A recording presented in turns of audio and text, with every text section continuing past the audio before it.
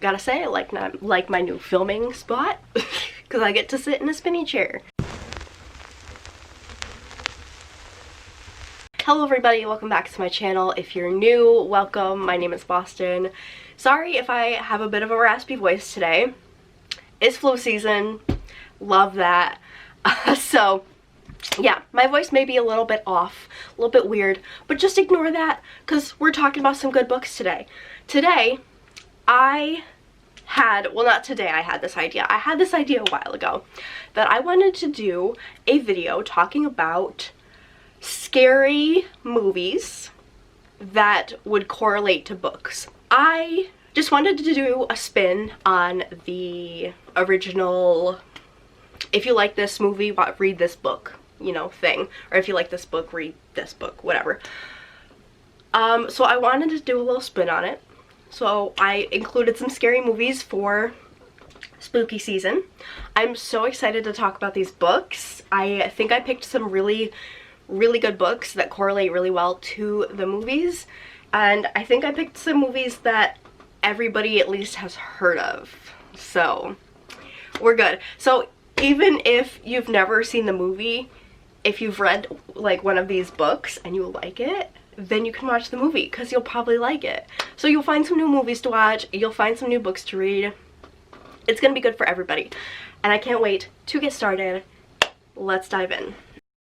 So the first movie I'm going to talk about is Jennifer's Body. This I watched last year on recommendation from Mayana because Mayana has the best horror movie recommendations.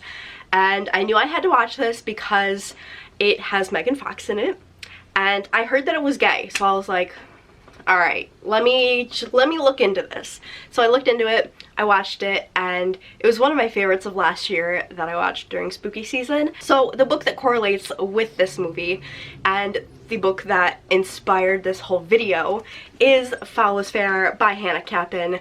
This is about a girl who gets revenge on the men who sexually assaulted her, and she uses the help of her best friends. It's a Macbeth retelling. There's a little bit of witchiness going on, and it is very reminiscent of Jennifer's Body because of the whole revenge trope. Is it a trope? The whole revenge plot.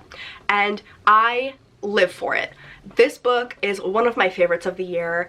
I loved the story, I loved the Macbeth references, and it fits so well with Jennifer's Body, especially if you like Jennifer's Body because of the story it tells. And this one is just as gory and meaningful as the movie, and yeah, so I highly recommend reading this book, watching that movie. They're a great pair, and they need some more love. Okay, the next movie slash movies that I want to talk about is the Saw series. So this is the series of movies that got me into horror, which is really weird. I watched these at a really young age, which probably wasn't a good idea, but yeah. They're very gory if you've never seen them. If you don't like blood, if you're squeamish, don't watch them. But I feel like everybody at least knows about Saw, knows that they're probably like some of the goriest movies out there, or at least the most disturbing, right? So the book that I paired with these movies is The Only Good Indians by Stephen Graham Jones. This book is about a man who is indigenous, and he is living in North Dakota, I believe. Don't quote me on that. But he does something when he is younger, in his teens slash early 20s, that he really regrets, and it was a huge mistake. And it comes back to haunt him later on, and it comes back to haunt his friends who were also there. This is probably the goriest book I've ever read. It was so gross, and I made the mistake of reading it while nauseous, so that was probably a bad idea, but it was so good. And one scene in particular really reminded me of something that would happen slash has happened actually in Saw, at least something very close to it. So this one isn't necessarily connected because of the plot, but more because of the level of gore, and I think this one is gonna become like a horror classic, just like Saw is, so that's why I picked this one. Okay, next I want to talk about one of my favorite spooky movies, and that is As Above, So Below. This is actually on Netflix. If you haven't seen it, I think it's on Netflix. It's either on Netflix or Hulu, but if you haven't seen it, please watch it. It's fantastic. It's wonderful. It's about a girl who is a, what's the word I'm looking for? She's an archaeologist, and she goes to Paris. She's looking for the Philosopher's Stone, and she thinks, well, they end up thinking that it is buried in the catacombs. So they have to go down to the catacombs. Like I said, it's a found footage film. It has to do with archaeology and spooky things. And for this, I've paired it with The Anomaly by Michael Rutger. I think this is a pretty popular horror book. It was on Book of the Month. Like, it was a pick for 1 month. I don't know how long ago. But when I read this, I fell in love with it. It's, again, one of my favorite books of the year. This follows an archaeologist who is making a YouTube show, and he's kind of uncovering mysteries. So if you've seen Expedition Unknown, I always compare it to Expedition Unknown because I love that show.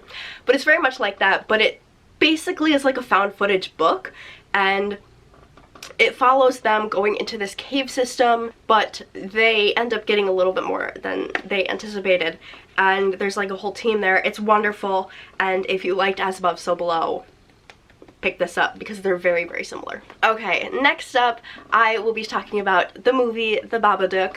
This is also on Netflix, I believe. That's at least where I first watched it. That one follows a boy who learns about the Babadook from this children's book, right? So it has to do with children and creepy monsters, and so does this book. And this book is Nosferatu by Joe Hill. So this follows basically a vampire. I mean, it's called Nosferatu. Basically a vampire who kidnaps kids and takes them to Christmas Land.